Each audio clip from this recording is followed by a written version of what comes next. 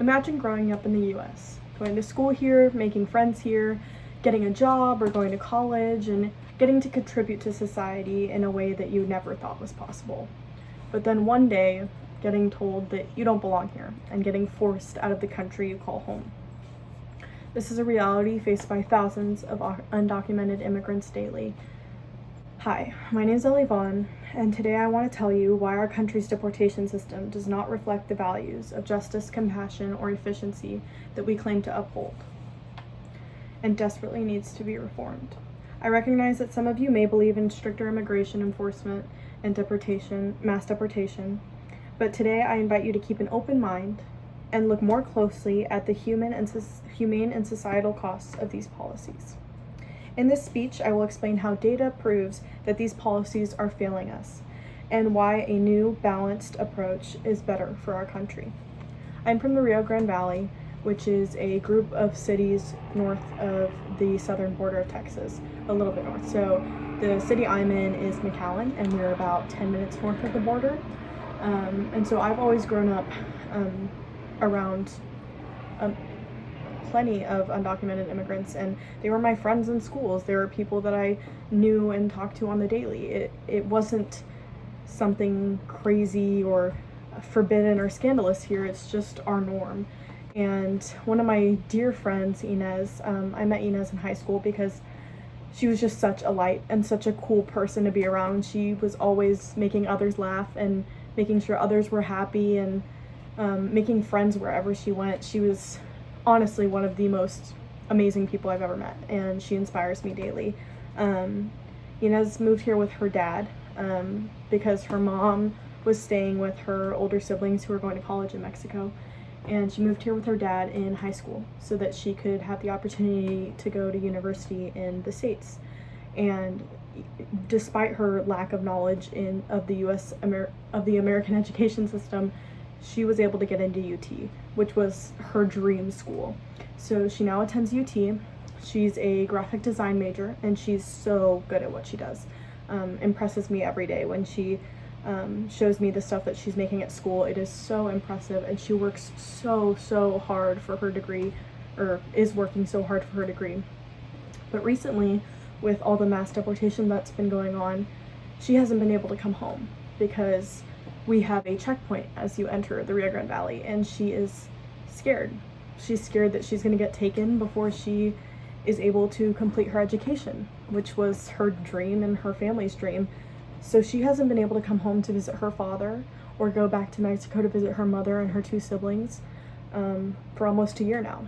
She's been stuck in Austin. All her friends come home for holidays. They came home for the summer, and she's just there alone. And it's been really hard to see because she is such a joy and such a light to everyone.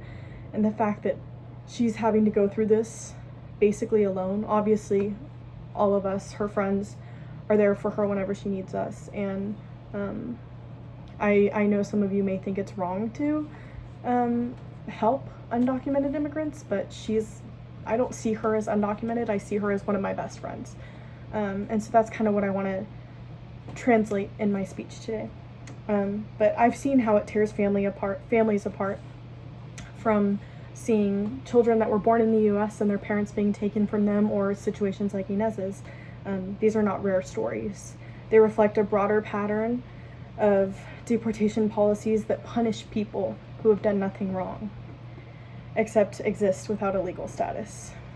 This creates fear, instability, and suffering within so many communities, and it contradicts the moral values that we claim to uphold as a country.